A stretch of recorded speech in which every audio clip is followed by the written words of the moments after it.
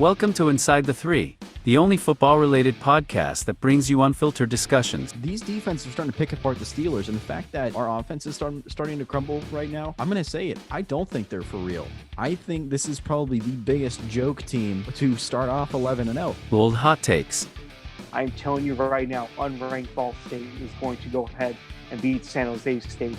You cannot be sleeping on these Cardinals, and they are on fire. An analysis regarding the latest football games that'll make you want to throw your intellectual challenge flag. Give them something against someone like Georgia, but open up that number 4 spot for a team such as like Texas A&M. Shout out to Dude Perfect. Those guys are probably livid right now because Ohio State is taking up this 4 seed, when in reality, A&M has been playing out of their mind. Cincinnati, who's 8-0 and ranked number 8 in the nation. That's disrespectful.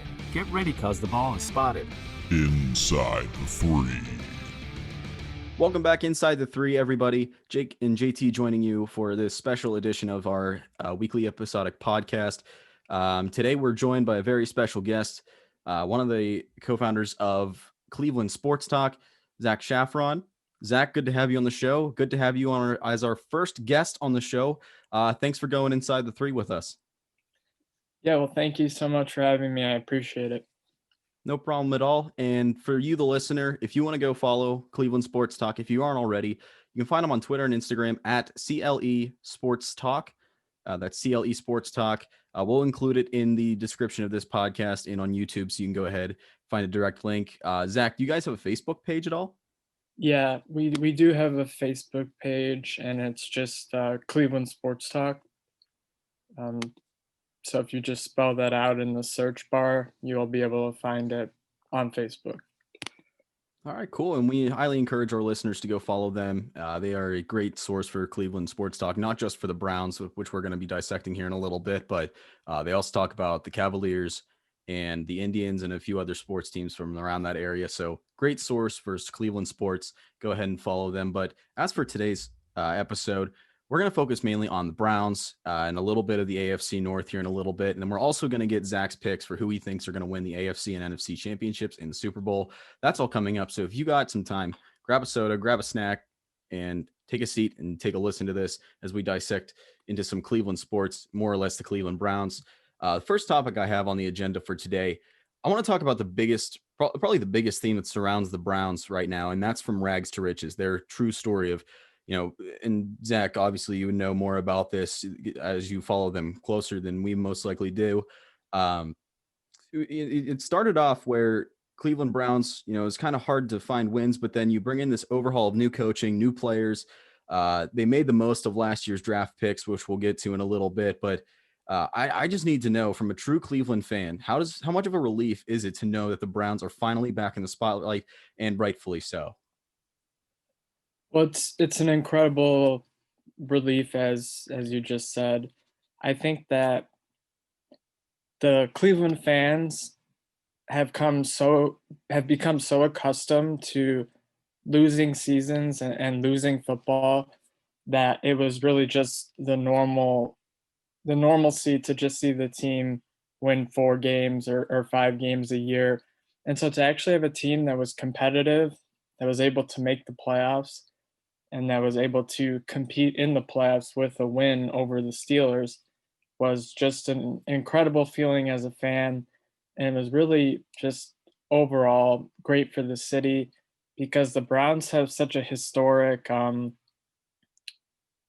history of, back in the day, they were a great team. And then really since they came back is when they struggled. And so it's nice to see the team finally winning again.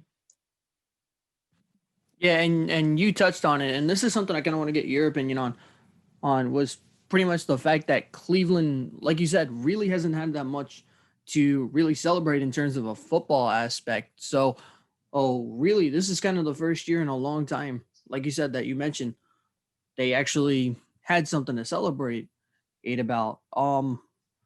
Pretty much going on that. But what's it like now knowing that Cleveland is, the Indians, they're still contenders. We all know that for MLB. Cavs, they're rebuilding, but they look strong. And obviously for basketball, 1 through 8, you get a playoff spot. Could easily make it. That Eastern Conference, a little bit weak. So anybody can make it in 6 through 8. So what does this kind of mean for like Cleveland sports and everything like that, that, they actually have something to look forward to, like, if you will, come spring and summer with baseball, and the Indians with fall and winter with the with football, and then just going into winter and spring with basketball. What does it mean for Cleveland fans to pretty much have this aspect of now winning in teams and a winning passion? Because the other thing you look at, Indians made it to the World Series, Cavs first championship in a long time, or actually I think first championship in franchise history. So what does that mean for Cleveland fans? Well, it means the world to the fans, and I would say that most Cleveland fans would say that if they had to pick a favorite team, it would be the Browns. So thus Cleveland is a football town. And with the way, like we just talked about, with the way this season went and the future of this football team, it's really exciting. But it's also exciting to have a basketball team in the Cavs that has some nice pieces to it. They're really starting to build something, post LeBron once again. And then the Indians are still contenders. I mean, they did make a trade and got rid of Francisco Lindor, which was what many would say was our best player. But besides that, they're still on the hunt. So yeah, it is exciting to be a Cleveland fan at this point, but especially with the Browns, and people are already looking forward to next season. Absolutely. I couldn't agree more. And you brought up a good point that's more of a transition topic for my next question for you. With the recent success of the Browns, especially going from essentially 0 to 100, what do you consider to be the biggest factor or factors for their success? Would it be new coach, Baker Mayfield being that leader that he is, as we saw when he was with Oklahoma, a good draft class? I mean, you got to remember, you obviously do, but for those that don't follow the Browns as closely, a lot of their key players this year really rose out, and they were drafted last season. Jedrick Wills is tackle, and I know a lot of people thought that was a weird move, especially with the 10th pick in the overall in the draft. And then in round 6, which I consider now, looking back on it, the steal of the draft, Donovan Peoples-Jones, which really broke out to be one of the biggest performers for the Cleveland Browns. But Zach, in your opinion, what do you consider to be the best factors for the Browns' success? Well, I would say that the two biggest factors, number one, quarterback Baker Mayfield, obviously. And then the second one is head coach Kevin Stefanski. I just feel like the way Stefanski operates the team and has the entire organization running is absolutely incredible. He does such a great job with just he stays cool, calm, and collected. And he also just, I feel, has this way about him where players respect him, yet at the same time they can relate to him, and he's just really able to do the job of being the head coach of an NFL team, which is not easy. And he is able to keep the players in line, keep everyone in check, and still has the knowledge to run the football team. And we saw it with this success this season, and hopefully it will carry on in the future. Now, the one thing that I definitely want to touch on, we touch on the team and everything like that. The one thing I definitely want to bring up, and honestly, I think we'd be fools not to bring this up, it's the upgraded defense. And this is a team that didn't really know, in a way, Cleveland's been scheming with their defensive standpoints. They were a 3-4 at one point, then they were a 4-3, then they were an absolutely, we don't know, we'll just throw out a defense and everything. Records showed in the past and everything.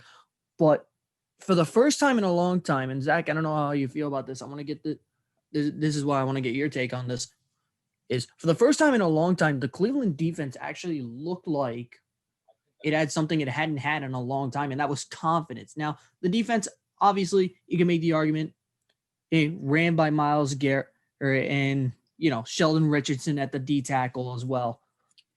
But it also goes out to, some of the cornerbacks that they had. Denzel Ward had a phenomenal all season at cornerback. At Terrence Mitchell, he was a force to be reckoned with on the right side of cornerback. And then Ronnie Harrison had a phenomenal season as well for strong safety. Obviously, we haven't been able to see it for a long, long time that the Browns have had a solid defense. But honestly, Zach, in your opinion, where does this defense rank, in your opinion, amongst some of the best? Because obviously it has to be up there with some of the better Cleveland defenses that they've shown over the past couple of years. And also, what kind of like confidence does this bring for this Cleveland team nowadays that they actually have a defense that can run with one of the more defensive heavy divisions in the AFC North throughout the next couple of years? Yeah, so I completely agree. And you mentioned obviously Myles Garrett, who is everyone's number one pick as the best player on the defense. And I'd say close second is Denzel Ward as well.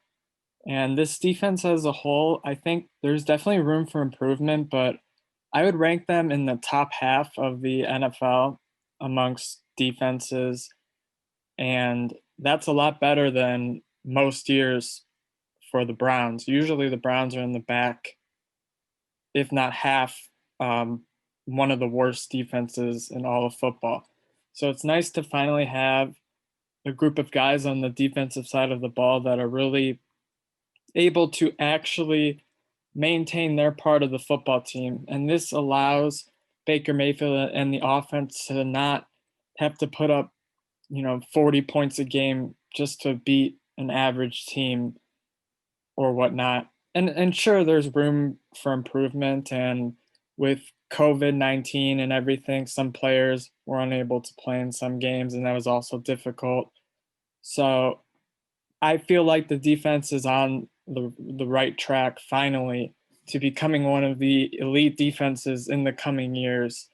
And this year alone, like I said, I would say top half, but I feel like that's only going to go up with draft picks, free agency, et cetera, et cetera. Yeah, you mentioned the draft picks and free agency. Can you break down exactly how the Cleveland's this upcoming draft will work out for Cleveland? Because don't they have a few top picks that they acquired in trades over the past few years? Yeah, so I think that it's difficult for us Browns fans because we're so used to having a top pick and to be talking about the draft really from the middle of the season on to when the actual draft is. I think a place the Browns could certainly improve at is linebacker. And one guy that a lot of people are talking about is Zaven Collins out of Tulsa. I think that would be a great pick and a great addition to the defense as a whole. And then certainly there are other places they could look. I could see them trying to bulk up the defensive line or the cornerbacks, really anywhere in the defense they could use some assistance with. But it's nice knowing that the team isn't picking in the top 5, but then at the same time you know that the players available, it's going to be a different type of player. You're not going to get that top guy like we're so used to every year. But clearly that in the past didn't seem to work anyway. So this looks good. Yeah, and the other thing that I want to talk about, like we touch on free agency and everything like that. Free agency obviously kind of just spoiled what I was going to say, but we also talk about the draft. I do want to touch on free agency. Now, I believe if I'm right for cap space, is the Browns are going to have about 21 mil to go after, 22 mil, around that range. And this is the first time the Browns can actually say, and I don't know how many other people can agree with this, Browns can actually look forward to getting a potential big name free agent, if you will, or a key player, because over the past couple of years really hasn't been that method for the Browns. It's been, sign a guy who, will play decent for us, but not the best. What is it like this year actually being a team that has a chance to go after, a huge name in free agency? Well, like you mentioned, it's certainly nice to have that cap room and that ability to offer whomever they're interested in a large contract.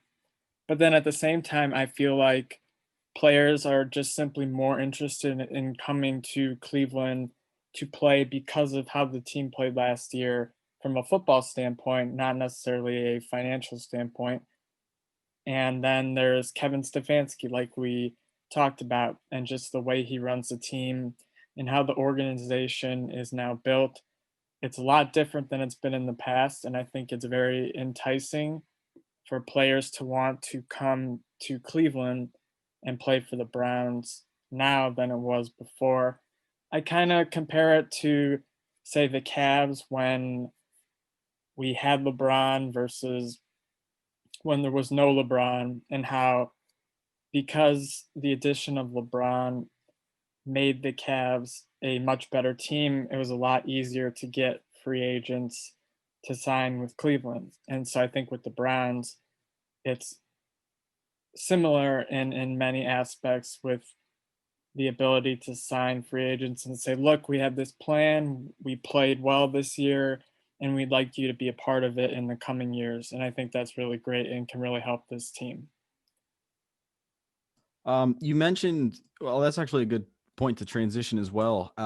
You mentioned a lot of the cap space, and we just talked about the defense. I wanted to focus a little bit more on the offensive side, because with the addition of Kareem Hunt that you guys had, it was a questionable move at first, but once all the dust settled from he actually turned out to be one of the biggest contributors that went under the radar in the NFL, mainly because, he follows Nick Chubb, and then also the other deep depth that you guys have at the running back position. You guys finished the league in third in NFL rushing yards with 2,374, obviously with a stacked running back committee like that. It's always a blessing to have. But did you expect the running back core to be as impressive as it was this past season, given, you had the two big names in Hunt and Chubb, but with the rest of the depth, was it as impressive? Did it go beyond your expectations, or did it settle right around what you thought it was going to be? I think it certainly went beyond my expectations. I would say even with Nick Chubb and Kareem Hunt, both I think performed better than I thought they would. I was nervous about Kareem Hunt, obviously, because of his off the field issues, and you don't want more issues to become a distraction for the team as a whole. But he really did a nice job of keeping his composure, and he was able to play for the season, and he performed well, and he embraced that backup role to Nick Chubb, who is absolutely one of the best running backs in the entire NFL.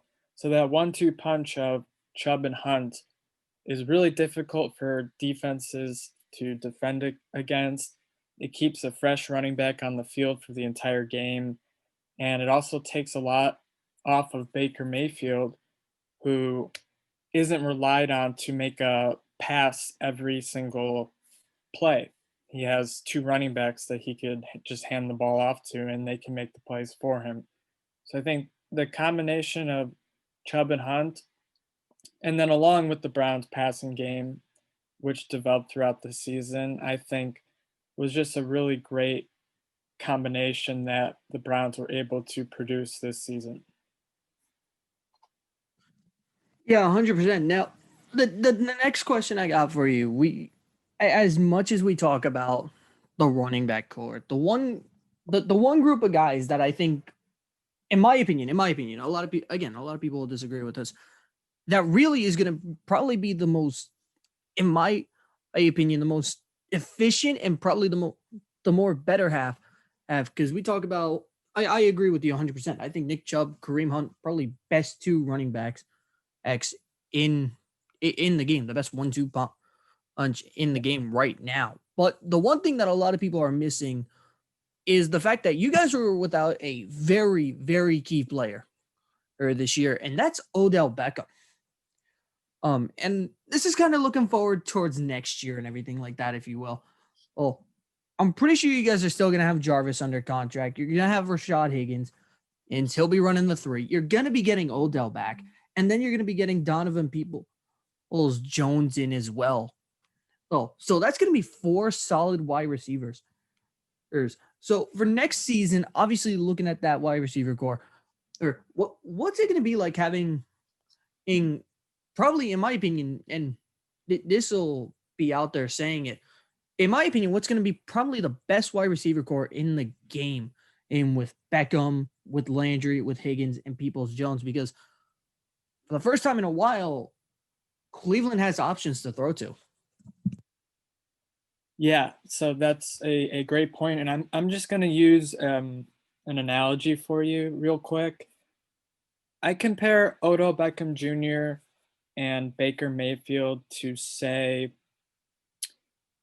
you're at I don't know, like a school dance, and you really want to impress the extremely attractive girl that you're interested in.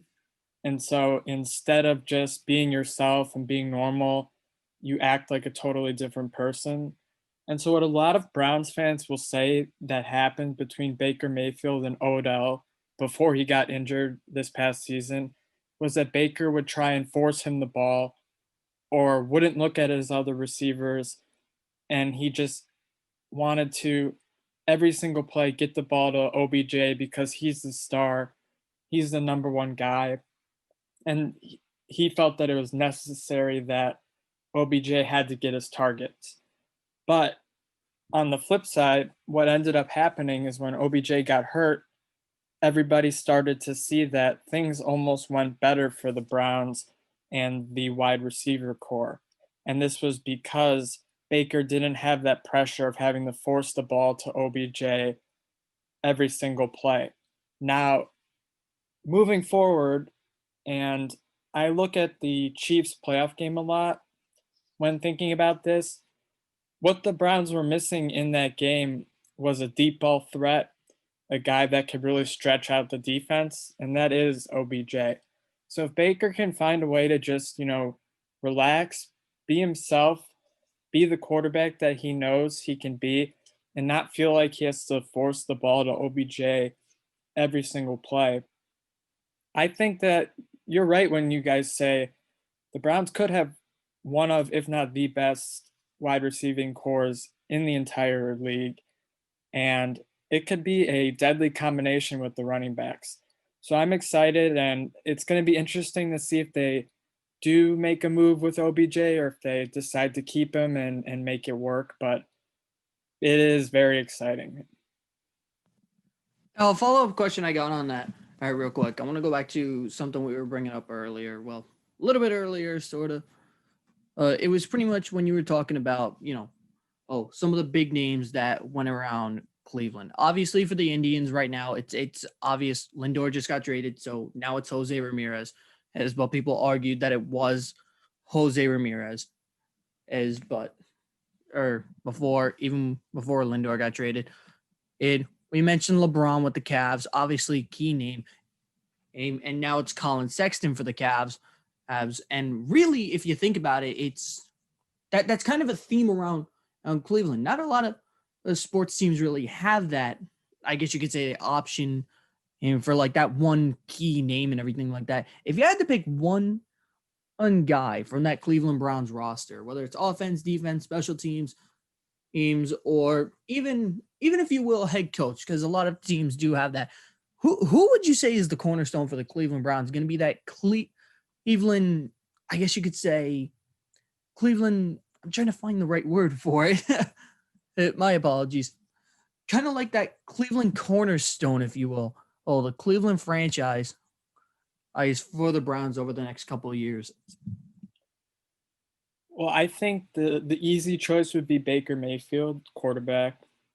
But looking at Kevin Stefanski, head coach, and the way he was able to transform this roster and this franchise for this season, I mean, it's no accident that he's winning all these Coach of the Year awards for nothing. I mean, he literally turned the Browns around. So I think the Browns' identity is through head coach Kevin Stefanski. And then if you don't want to pick a coach, I would say Baker Mayfield.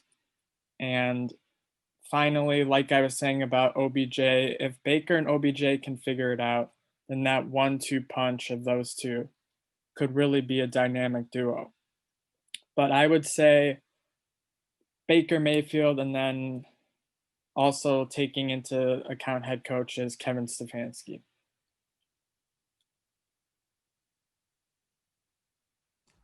Yeah, I totally agree. I think Stefanski is that cornerstone, especially when you look at the team itself. Really, things didn't turn for the better until I mean, you could argue that once Baker got to town, things got a little, got a little brighter. But when Stefanski took over his role as head coach, that's when the things really broke open and the light at the tunnel really showed its way. So, I definitely agree that I think Stefanski could be that cornerstone, that major contributor for the Browns team. And that goes into my next topic, our second topic for today, the future aspirations for the Browns. And I'm going to keep it simple for you and just give you the open floor. Where does Cleveland go from here? Like, do they have any key losses or gains this offseason that you see? Any hope? I should have rephrased this. It says any hope for the future, but I should say, how far does that hope go for the future? Yeah, that's a great question. And it's, as I was saying before, it's something that we're really not used to talking about here in Cleveland. And that is, after already having a great season, where do we go from here? I think that this Browns team, they need to make a few adjustments. They need to, I would say, have another offseason together, and then another year with Coach Stefanski, another training camp or have you. And then they can go into the regular season prepared, acclimated, and more of a cohesive unit than they were this past season. But I really feel like the sky is the limit for the Browns. And let's just assume that the whole COVID thing is done, which I really hope it is, before next season, and it's a normal NFL football season. I think the Browns have a chance to be a Super Bowl contender, and that's a huge thing to say, because like I keep saying, in this past decade and beyond, there really hasn't been much optimism going into a season like there is right now. Everybody's excited for next year, and this year isn't even over yet for those final four remaining teams in the playoffs. Yeah, absolutely. And one question I definitely got to ask you is another thing that kind of goes into a lot of people's like mindset, if you will, is strength of schedule. And last year, I think we saw it a lot more than a lot of people would have thought that we would. But and this year, looking at last year's schedule for the Browns, it was the Ravens, the Steelers, the Bengals, Colts, Texans, Eagles, Redskins, or the Washington football team, if you will. Oh, pardon me. The Raiders, and then you had the Jaguars, the Titans, the Cowboys, the Giants, and the Jets. Obviously, a little bit, you look at some of the teams that you list on there, not necessarily that strong of a schedule, but you look at the opponents for next year. Obviously, you got the Bengals, Ravens, Steelers, as, three divisional teams. You'll always see them home and away. Right. But then you look at some of the teams that they're going to wind up facing. You look at the home opponents. It's going to be the Bears, the Broncos, the Lions, the Raiders, and the Texans. Teams that the Browns can handle. Sometimes some of the teams that the Browns have actually seen being a lower seeded opponent. And then you look over at the away opponents in the games that they have on the road. Oh, you got the Chargers on the road with Justin Herbert coming up, and a lot of people saying if Justin Herbert had a little bit more weapons and everything like that, could have been a stronger team. Kansas City Chiefs, Green Bay Packers, currently fighting in the championship games on Sunday, and the two teams favored to go to the Super Bowl. You got the New England Patriots and Bill Belichick. Need I say more? Belichick, probably the best coach in the NFL. Well, and then you got the Minnesota Vikings as well as returning Joe Burrow in Cincinnati, a Lamar Jackson heavy team that found its stride toward the end of the year this year, and a pissed off Pittsburgh Steelers team that, again, you go 2 games with for both teams. Hearing the strength of schedule and everything like that, it's a lot tougher than it was this year, or in my opinion. What are your takes on the schedule for next season, and are the Browns going to be able to, in your opinion, can the Browns hang with this type of a schedule? Because obviously, again, comparing the opponents, a lot more tougher competition coming their way in 2021. Yeah, and that's an excellent point you bring up. But I would say that one of the oldest sayings in the books is you gotta beat the best to be the best, and that's what the Browns are going to have to do. I mean, even if you have, say, the easiest schedule in the NFL, once you get to the playoffs, you still have to play the best teams and you still have to beat them.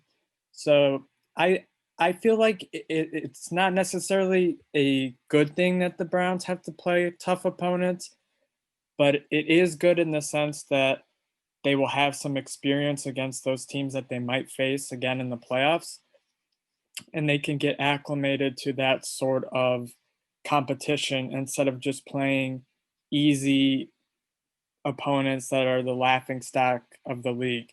Now, if you play these good teams and you lose, and let's say you end up not making the playoffs, well then, do you really deserve to be a playoff team in the first place? Do you really deserve to be competing against the best for the Super Bowl? I would say no. So overall, I feel like the strength of schedule, sure, it makes some fans nervous, and it makes me a bit nervous too. But I feel like that if the Browns get that experience against those great teams, it can be beneficial down the road when they are hopefully in the playoffs yet again. And it can maybe even help them become a better playoff football team. I got you. Now, the other thing I want to touch on with the schedule, and I actually had slowly just realized this, is on the schedule, I mentioned you guys are going back out on the road to Kansas City. Wonder if we were talking about that anytime recently. Oh, yeah. Last week. Obviously, a lot of, I'm not going to say bad blood, but I'm definitely going to say a lot of animosity, a lot of fire going into that, because a lot of people, once Mahomes got hurt, said the Browns are going to be coming back and getting this. And you guys almost came back, but if it wasn't for a gutsy call by Andy Reid, probably a play that everybody's going to be talking about for a while down the line. What's it like for the Browns to see Kansas City on the schedule, and not only seeing that, but knowing how close you were to beating the Chiefs in Arrowhead and in a playoff game, more or less a divisional round game, and for that matter, and just getting that rematch to where this could be a situation where you see them again in the playoffs, and this could be a situation where this is a playoff matchup for years to come. So getting the Chiefs at home again, or on the road if you're the Browns, what does that mean to you guys, getting that rematch that you guys know you can take and be a team that actually gives Kansas City a sweat on their back? Oh, I think it's a huge matchup, something to really look forward to, something that I'm sure all the players and coaches on the Browns have marked on the schedule as one of the games next year. That's going to be a fierce, competitive game between two playoff teams that face each other, like you guys mentioned. And it's really going to show, where are the Browns in this upcoming year when you play, like I was saying, a team that's going to be most likely in the playoffs again next season. I mean, they are still going to have their great quarterback and all their great star players beside him. And it's going to be a matchup that certainly NFL fans are going to want to see. And if the Browns are able to beat the Chiefs in the regular season next year, it's a good indicator to show that the Browns are on the right path towards the playoffs and towards having even more success in those playoffs. Now, quickly on the flip side, if the Browns go into Arrowhead and they get absolutely destroyed by those Kansas City Chiefs, it's going to open up some eyes and say, hey, maybe we need to make some adjustments, or we need to make a trade, or a future draft pick, or just this or that here and there. And I think that's going to be a really big indicator game as to where are the Browns in the upcoming season.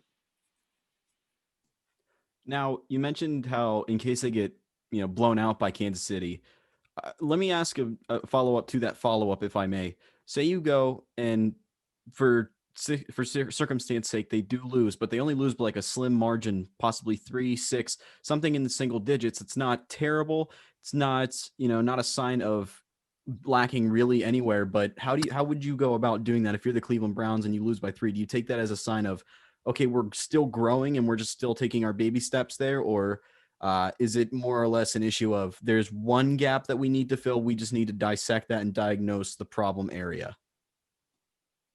Well, like you just said, dissecting, diagnosing, I mean, they'd have to take a look at the game as a whole and just see what the team did wrong, where they were unable to finish or unable to grab the lead at the end, and what can they improve on. But I definitely feel like, I know it still counts as a win for Kansas City and a loss for Cleveland. And then even if it's a 30-point blowout, it's still a win and a loss, et cetera, et cetera.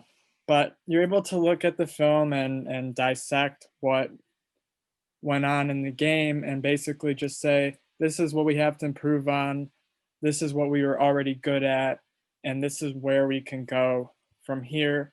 And I think Kansas City is just a great team to do that against because they are so talented and they are such a great team, as we saw recently. Yeah, I couldn't agree more with that statement. But it was good that JT brought up your schedule next year, but I want to focus more on what's close to home for Cleveland, and that's the AFC North. Now, yeah, I don't know if you had much to check out our episodes or anything, but it's apparent that JT and I are clear Steeler fans. Mark, our third analyst, is not so much. Mark actually predicted the Browns to go to the Super Bowl and from day one. But what I want to know from you, with the recent happenings in Pittsburgh, with Joe Burrow being back next year, and Steelers sort of adopting a modern transition to the game of football by bringing in Dwayne Haskins yesterday, a dual threat combination quarterback that can run and throw. And they're probably going to be undergoing some construction in the offseason. With it being as competitive as it is and where it will be here next season, where do you see the Browns fitting into that mold in terms of local competition, going up against the Steelers, who they beat in the wild card round? So that's going to carry some weight in that game. And then with the Cincinnati Bengals, who are sort of building up from the beginning, already leading with Joe Burrow, and obviously he'll be back for next season. And then Baltimore is Baltimore. They're still a tough team no matter what. So how do you see Cleveland standing up to that in the AFC North? Well, yeah, it's certainly going to be a tough division. I mean, every year you guys are lucky to be Steelers fans because the Steelers just find a way to be good every single season, no matter who's the quarterback or who they have. They just have that culture and that way of building their team and maintaining it. And then, like you said, with the Ravens are the Ravens. They're one of the best teams in the league. And even though they lost in the playoffs, that remains the same. And then the Bengals are up and coming. So it's going to be a difficult division for the Browns to compete in. But I also feel like those other three teams that I just mentioned are looking at the Browns and saying, Cleveland is no longer this laughingstock team that we've been playing all these years, and we actually have to take them seriously now. And their thinking is just kind of like what I said about the other teams, that this is a good team that we have to face and we have to take them seriously. And so the competition in the AFC North is going to be great, and it's really going to take an excellent team to win that division. So if you're a football fan, you should look forward to the AFC North and those matchups because they're going to be great. Now, I don't know if you touched on this. But kind of just going to re-ask a question, I guess, if it didn't get answered. Or for you guys, you just brought it up. Usually you guys are the laughing stock, and over the past, I want to say it was like, aside from this year, I think from like 2015 maybe to, or no, 2016 maybe, to 2019 even, or even 2018 if you guys will. Oh, you guys kind of were always fighting for that bottom seed, and now it was, and pretty much it was, it was always you guys in Cincinnati who were fighting down on that bottom seed, and everybody was always saying, and who's going to take the basement crown this year? Now you guys are actually in the conversation of hitting up that at Golden Crown with Pittsburgh and Baltimore, and all of a sudden now, even with the resurgence of the Bengals, even though they went 4-11-1, that was still a solid 4-11-1 considering who they beat and who they went up against. And right now, everybody's fighting for the Golden Crown. What is it like, not only as a fan, but like a journalist in an analysis kind of way? What is it like now going from talking about, all right, we got to look towards the draft, look at, getting picked 2 through 4, or look at getting the number 1 overall pick in the draft, to going to, it's halfway through the season and we're talking about getting the Golden Crown and getting Cleveland's first AFC North championship in God knows how long. Yeah, so it's a completely different feeling from a fan's perspective and from a journalistic perspective too. I would say that this fan base is so used to losing that really every season, by the middle of the year, we were already starting to look at draft picks and who are we going to take with a top 5 pick next year. Now it's, wow, we play in a phenomenal division like you just went over, and we also are contending in that division. So it's not like it used to be where, sure, the Steelers, Ravens, and sometimes the Bengals were the best team in the best teams in the division, and the Browns were the bottom feeders. So it really didn't matter because we were going to lose anyway. Now it's kind of like, wow, all these teams are great. These matchups are going to be great, and they're going to be meaningful. And the winner of this division is really going to have to earn it. And that's going to be true for next year and the years coming. And yes, there are some wild card spots that you can take. I mean, there were 2 this year. Usually it's different, but what I feel overall is that it's going to be a competitive division, and that's for sure. And I mentioned this earlier in the podcast, but you have to beat the best to be the best, and I think that remains the same with the AFC North. Oh, absolutely. It's a classic Ric Flair quote, if you will. Personally, it's one of my favorite quotes. But one thing I do want to bring up with you, and the one thing that I think that needs probably the most attention, and it's something that we've been hitting on a little bit, but this is something that I feel like is huge, and it's a huge part of Cleveland sports, especially when it comes to Browns, the dog pound, or Browns Nation, if you will, the fans, and have been dying to get something going, have been dying to get something to cheer about for the first time in a long time. The dog pound has something to go off of and cheer about. Oh, as a Browns fan, or however you want to put it, it obviously, when we get fans back in these stands and everything like that, we know Cleveland's going to be rocking. We know how passionate Cleveland is about their sports. What does it mean to Cleveland fans to be able to get their team back, to be going absolutely nuts, and honestly just being that fan base that they've always wanted to be?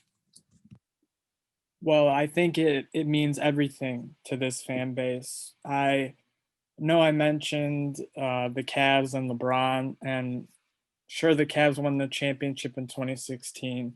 Now, that was thrilling, and it was amazing for this city and whatnot, but it just doesn't compare to what it would be like if the Browns were to ultimately win that Super Bowl. And so having this team and this franchise finally on the right track with many pieces and parts in place that are actually supposed to be in their proper places. You talk about the head coach, you talk about Baker, you talk about the running backs, and you could just go on and on and on. Finally, having those pieces and parts in place is just so exciting for the fans. And everybody was disappointed about the loss to the Chiefs in the playoffs, of course, because it was a playoff loss and you know you want to win every single game possible. But then everybody would follow that statement up with oh, but this year was so great and we look forward to next year and it's going to be extremely exciting. So it means everything to the fan base, and winning a Super Bowl would just be the peak of it all. So that's what the ultimate goal is. And we obviously didn't reach it this year, but hopefully in the coming years, that's where this team will be at. So we're looking forward to that. All I'm gonna say on that one is, I think I've said it a couple of times, is the fact that Philadelphia, we saw how Philadelphia got when the Eagles won the Super Bowl. We see how passionate Cleveland fans are. We see how excited they get. Personally, I fear for the city when the Browns win the Super Bowl because honestly, the party they're going to be throwing is going to be absolutely unbelievable, and I'm looking forward to it. Yeah. I remember taking a trip to Philadelphia after they won the Super Bowl, and let me tell you that like it wasn't pretty even weeks after the win, but I do hope for the future of the Browns. I hope there is a Super Bowl in the near future for them, and that's coming from a Steelers fan, which says a lot. But I mean, just with the road they've had, obviously it's been arduous. It's been weighing on them, and I think it's due time for them to reach the Super Bowl. And you mentioned it, Zach. They may have lost to the Chiefs in the playoffs, but I don't see it as a loss. I see it more as a small victory. You got better, you held it with them. You pretty much took the best player in the game out, with not intentionally, but still, like you were able to pick apart their offense and sort of work it out a little bit to the point where you brought it close. It's just damn Andy Reid. But yeah, I totally think that there is a Super Bowl possibility for them in the future, and I hope it comes relatively soon because that city deserves it. But we talk Super Bowl, and of course we got one coming up, Super Bowl 55. There's 4 teams that could be possibilities for who could be in that and who could come out on top. In our last episode, JT and I, along with Mark, we unveiled our picks for him. But Zach, you're the guest of honor, so I want to get your picks. Who do you think is going to win the AFC, NFC title games this weekend? Who do you think is going to go to the Super Bowl, and who do you think is going to be the overall Super Bowl champion for this season?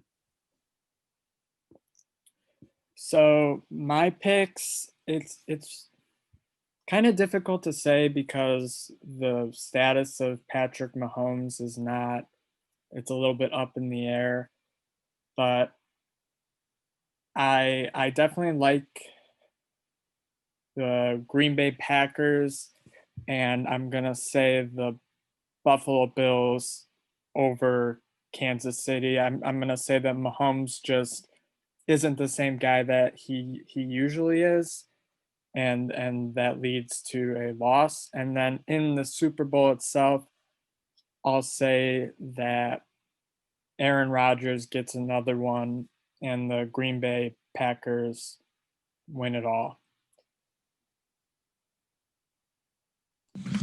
I like that. I like that thinking. I share it.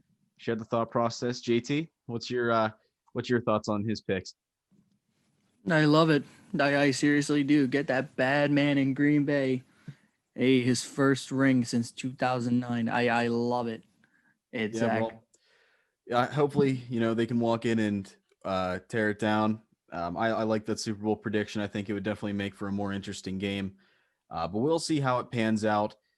This weekend, we got the Bucks and the Packers going up against the Bills and Chiefs over in the AFC. Those are going to be exciting games. Make sure to tune in But as for today, guys, we want to thank you so much. And from all of us here at Inside the Three, we want to thank Zach for coming on to this on our podcast, being our first guest and talking some Cleveland Browns, some AFC North, some playoff aspirations. So Zach, thanks once again for going Inside the Three with us, and we hope to work together with you guys soon.